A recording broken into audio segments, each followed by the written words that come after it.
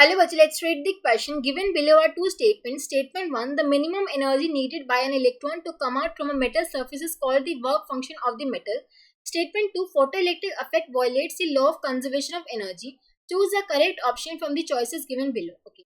Statement 1 में देखिए जो मिनिमम एनर्जी होती है needed by electron to come out from metal surface वो उसका वर्क फंक्शन होता है. बिल्कुल सही है. वर्क फंक्शन की डेफिनेशन है जो मिनिमम एनर्जी होती है required to come out from metal surface is called the work function of the metal.